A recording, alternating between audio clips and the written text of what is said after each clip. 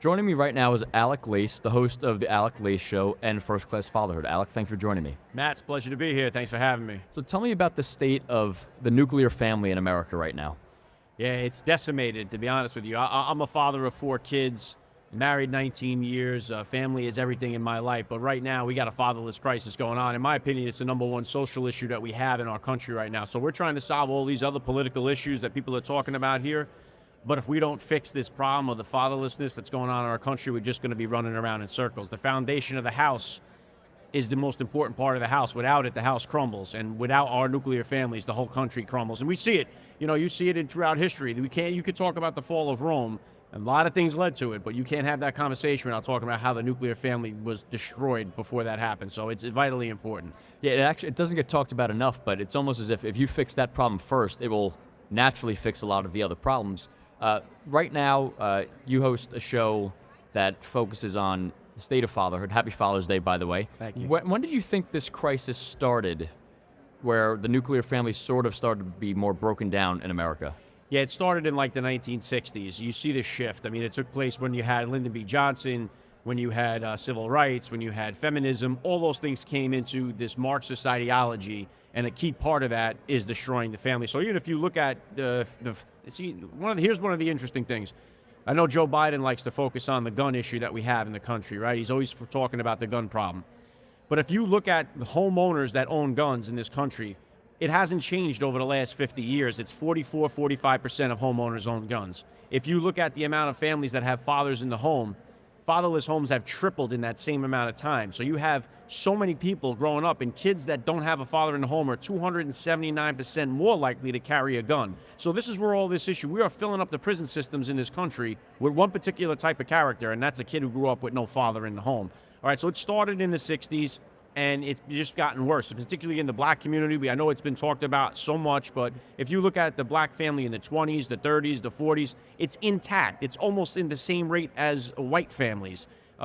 You were so much more likely to be born into a 2-parent household than you fast forward today. You have 70% of kids in the black community being born out of wedlock, and so it's an epidemic. But if you look at the communities that have a tight-knit family, the Asian community, the Indian community, you don't see these levels of homelessness, of violent crime, teenage pregnancy. You see them flourishing. They're the top earners in the country, so it all correlates.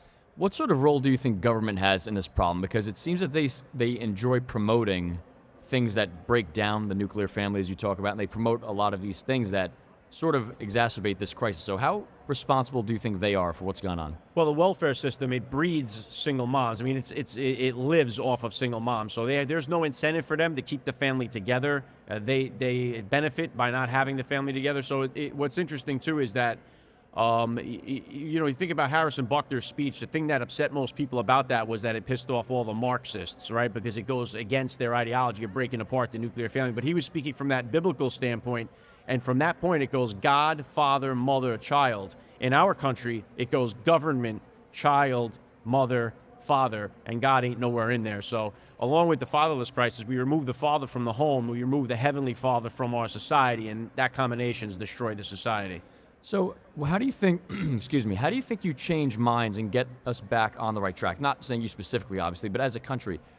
Is it people like Harrison Bucker who speak out? Are people open to certain things? Are people closed off? Are they aware that this is going on? What do you think we can do to sort of bring things back to how they should be? Yeah, that's the key to it, Matt. See, I'm a recovering alcoholic addict right now. Until I acknowledged it and was aware of it and said that, hey, this is a problem I have to identify, I couldn't even begin the process of healing that. It's the same thing with this issue here. We have to acknowledge it, and we run away from it. People don't want to acknowledge it. When you have people like a Harrison Buckner speak out, they shoot them down instead of amplifying that voice. Same thing in the black community. Barack Obama, in 2008, before he became president, he got the nomination, but before he was president, on Father's Day, 2008, he gave a phenomenal Father's Day speech about the epidemic of fatherlessness in the black community.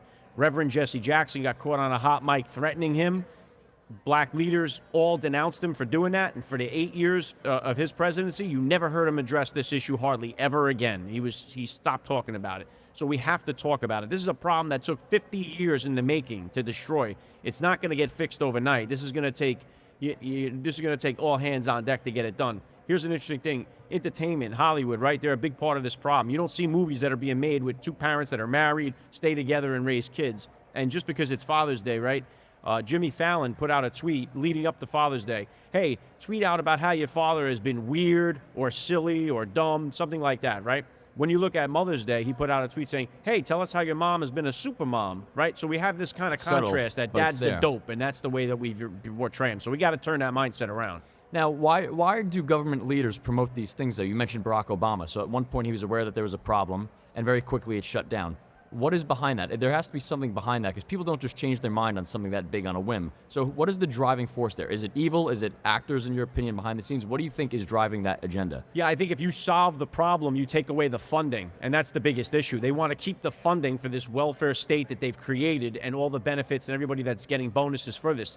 The family court system is another one of these issues, right? One of the things Harrison Buckner was talking about was that, moms can stay home and raise the kids, and people were like, oh no, mom doesn't have to stay home and raise a kid. She could be in the workforce too. But when you go into the family court system, that's not what they tell you. They tell you, oh no, mom's the primary caretaker of the kid, and dad's the one responsible for the pay. Fathers pay 97% of all alimony in the country, so things aren't equal in the eyes of the family court system, okay? And because child support gets reimbursed on a dollar-for-dollar basis from the state, they have an incentive to keep that child support money coming in. And so there's a lot of hands in the pot, and there's a lot of benefits for the government to keep families separated.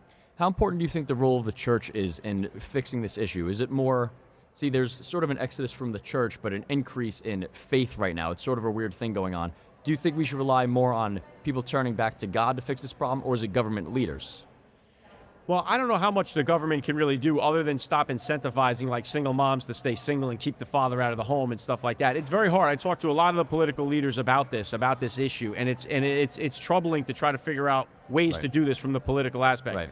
The church obviously is going to play a major role in this. We need a revival of faith in this country, and we need a revival of family. So I think, if you're a faith-based person and you find your way back to God, you find your way back into your family. God, one of the things that's crippling us too is you have so many guys that have abandoned their responsibility as a father, and a lot of times you'll find that those aren't people that are keeping God first in their life, right? They've abandoned their faith, they've abandoned their children.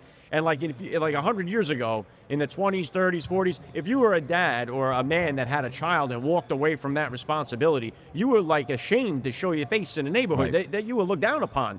Today, it's like nothing. Oh, my baby mama. It's like we talk about it at the water cooler like it's no big deal. So it's acceptable in our society now. And it used to not be acceptable in the eyes of the church. Now it seems to be a little bit more lenient with people. So we got to get back to that feeling of, hey, I'm a man, I have a responsibility, and I'm going to own up to it and show up to it. Now, before I let you go, let's end on the topic of faith in general. How does faith influence what you do? How did you get into what you're currently involved in? Did you turn to faith? Where were you inspired to start talking about this issue of fatherhood?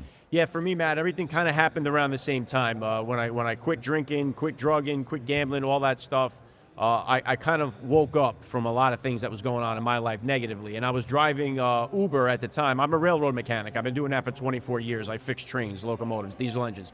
So I was driving Uber on the weekends and hearing this message from young men. When I would tell them I have 4 kids, they looked at me like I had 4 heads. Like, 4 kids? Wow. Like, they thought of that as a shock. Like, I can't even afford myself. Like, so I kept hearing that message over and over again. And I was like, man, I should put out something like a tape just to keep playing trying to give these guys a little positive outlook on it. So that's why I started the show First Class Fatherhood. And I had Dean Cain came on the show, and he really enjoyed the episode, blasted it out on social media, went to #1 on iTunes that weekend. And so ever since, I've had so many great dads join me on the podcast. Steve Harvey, Matthew McConaughey. I've interviewed Tom Brady, Patrick Mahomes, all these different. Tony Hawk's been on several times, all walks of life. And all of these dads that have accomplished so many great things in life, they all testify and say, you know what, I've done this, Super Bowl MVP, a Navy SEAL, I've done all these things. But the only thing that's given me any true fulfillment in life has been through becoming a father. And I feel the same way, and so that's the message I'm trying to amplify. That's great, and I want you to tell our listeners where they could watch both of your shows. Yeah, let's get it. You can follow me on Twitter, or what do we call it, X now, at Alec Lace. I'm on all podcast platforms, so you can find First Class Fatherhood. My political show, The Alec Lace Show, where I talk about political issues facing parents in America today, that's on Rumble. You'll find it on The Alec Lace Show. But just Google First Class Fatherhood or Alec Lace, you'll find it. Great. Alec, thank you so much. Happy Father's Day to you. God bless. Thank you. Thank you, Matt. Appreciate it.